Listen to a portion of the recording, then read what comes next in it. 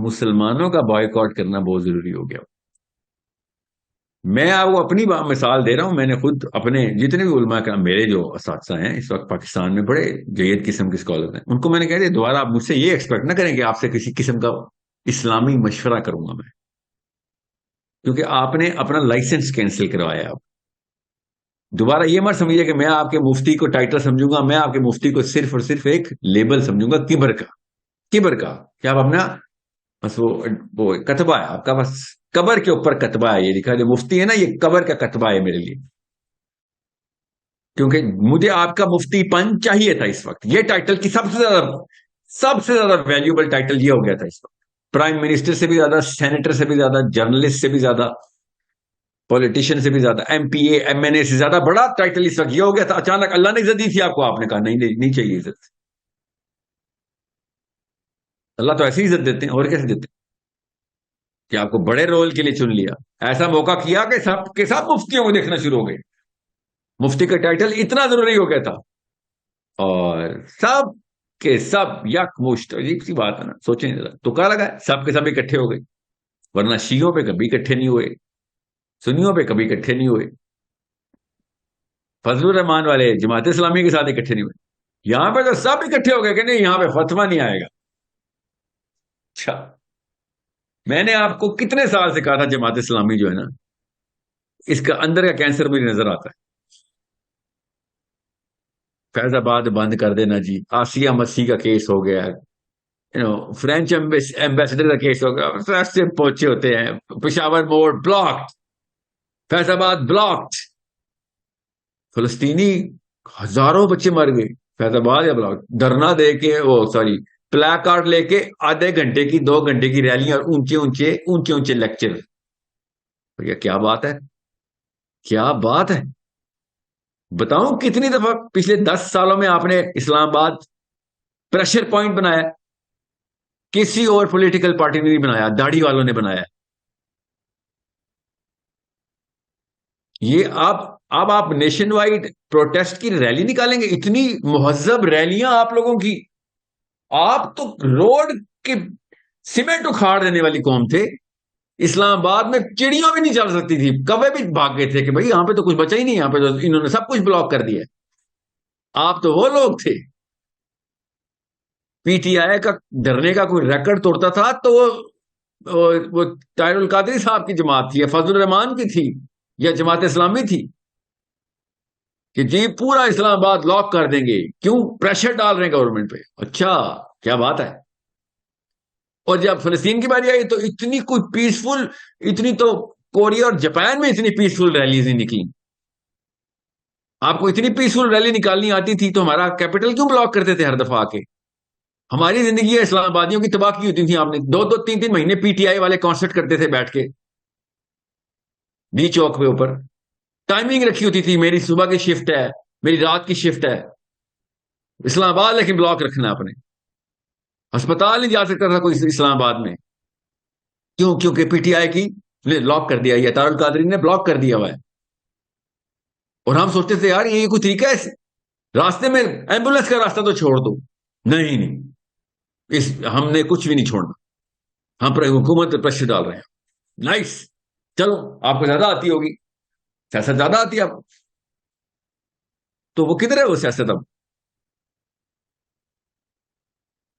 لاہور میں press club کے باہر 3 تلوار پہ اتنی کوئی زبردست اور ارینج قسم کے پروٹیسٹ کہ نہیں, روڈ نہیں بلاک ہونی چاہیے, بس سائڈ سے کریں گے. کتنی دیر؟ 4 گھنٹے. کون آئے گا لیکچر دینے کے لیے؟ اپنے اپنے آپ کو کی نمود کے لیے آئیں گے لوگ. ہالز بک کر کے کانفرنسز ہو رہی ہیں, ہالز بک کر کے.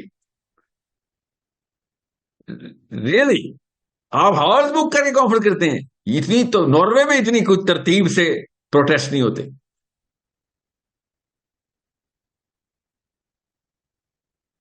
کیونکہ ادھر اپنی کرسیاں چاہیے تھیں, ادھر اپنی کرسیاں اور اپنے بیوروکریسی کے اور پولیٹیکل اور پرسنل تحفظات تھے, اپنے کریئر لائن پہ لگے ہوئے تھے.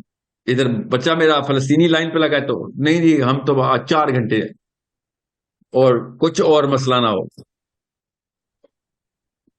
ٹھیک ہے میں نہیں کہہ رہا ہوں آپ اسلام آباد بلاک کریں جی, وہ مجھے پتا کیا کریں گے آپ, کتنا بلاک کر لیں گے. میں تو آپ سے یہ کہہ رہا ہوں اسلام آباد بلاک کرنے کی ضرورت ہی نہیں ہے. آئی ٹولڈ یو, دماغ کی کون سی نس کہاں پہ کنیکٹ ہوتی ہے ہمیں پتا ہے. We all know how the game is played.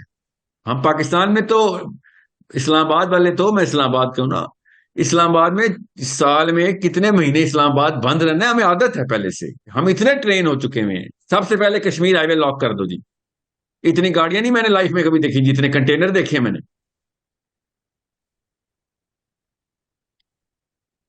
سو وی نو, ہمیں سب پتا ہے کہ اصل میں کہانی کیا ہوتی ہے اور نقل میں کہانی کیا ہوتی ہے.